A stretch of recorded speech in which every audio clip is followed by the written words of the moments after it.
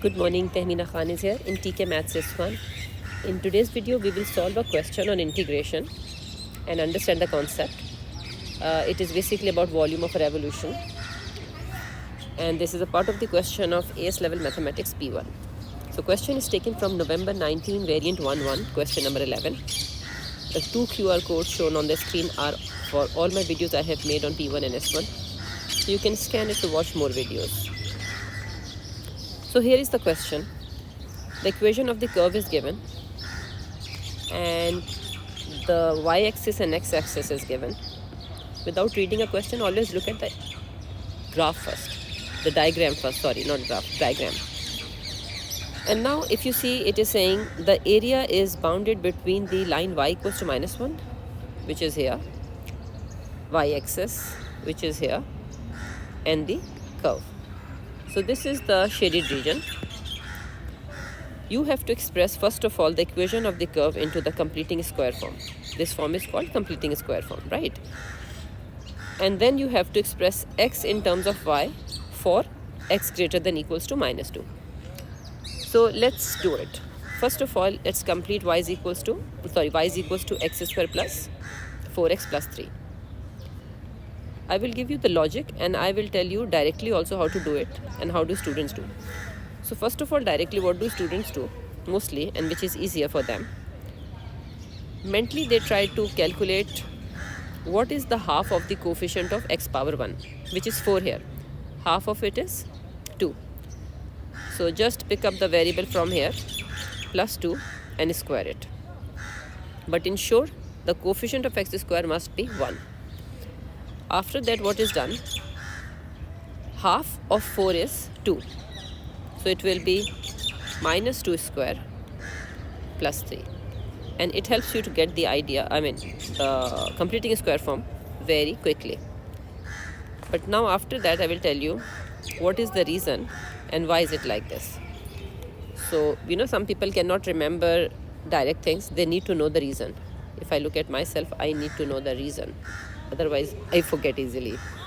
So now, if I am doing it logically, the equation of the curve is x square plus 4x plus 3. In the equation, you can add and subtract a term, and it does not keep the balance, change the balance of the equation. So leave constant for the time being. Coefficient of x is 4. You divide it by 2, square it, and same term you subtract. Whenever you add and subtract the same term in the equation, it remains the same. This part changes into the algebraic identity, which is a plus b square or a minus b square. So that's why it is x plus 2 square. And if you will expand it, you will get this back. You know the algebraic identity, right? So this is the reason how do we get x plus 2 whole square. And then the second reason, why was it minus here, right? It was because of this. You add the term and you subtract the term. So it is 4 plus 3. So this is how we will get the completing square form. After that, you have to express x in terms of y in the question. So right now, what did we get here? We got y is equals to x plus 2 whole square minus 1. So to make x a subject, because it is saying x in terms of y, so I will have to take square root because x is in the bracket and there is a square on top of it. So whenever you take a square root, you always write plus and minus, right? So now x is equals to minus 2 plus minus root y plus 1.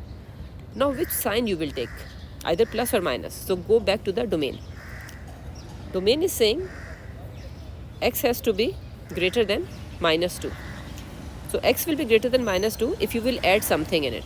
And that is the reason x is equals to minus 2 plus root y plus 1. So this is your final answer. Okay. Now after that, hence show all necessary working. Let me copy it down because I will need it in the next step. This is the equation of x we have gotten. Hence show all necessary working. Find the volume obtained when the shaded region is rotated through 360 degree about the y-axis. And now you will understand why in the first part you were asked to change the equation x in terms of y. Because we know whenever we rotate around the y-axis, right? I'm just revising it in case if you have forgotten.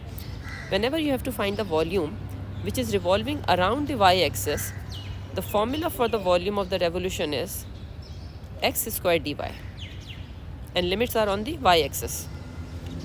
And when you revolve around the x-axis, the formula is y squared dx, and the limits are on the x-axis. And now because this diagram is revolving around y-axis according to the question, that's why we need x a subject so that we can plug in here. So let's start. Let me erase this. Okay, so because I know the volume, I'm not writing neatly, volume of the shaded region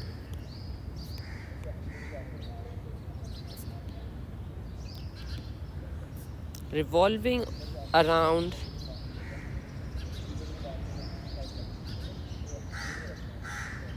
rotating around y-axis through 360 degree. The formula is pi x square dy, right? X square dy. So now I don't have x square right now, I have x. So let me find out x square first of all. So x was minus 2 plus root y plus 1. So if I want a square of it, I have to square both sides. Agreed? Now this will remind you that you have what? A minus b whole square. This one, or you write minus a plus b whole square. The formula is same, which is a square minus 2ab plus b square. So it will become minus 2 square minus 2 times 2 times y plus 1 plus y plus 1 square, right? Just in this formula I'm substituting it. After that, carefully expand it, do not make mistake of signs, and square will cancel square root, so it will become y plus 1. So finally you will get x square is equals to, sorry, 4 plus 1 is 5. Let me write it directly. 4 plus 1 is 5. 5 plus y minus 4 times root y plus 1. So you got your x square, which you can plug in here, and then you can integrate it. So let's do that. So the volume is pi, and what will be my limit? If I look at the diagram, the upper limit is 3 and the lower limit is minus 1 on the y-axis, because we are revolving around y-axis. So I will write limits minus 1 to 3, and this function, of course. And now I'm writing here power half. I'm removing the radical sign by the index sign so that I can integrate easily. Okay, so now we will integrate it.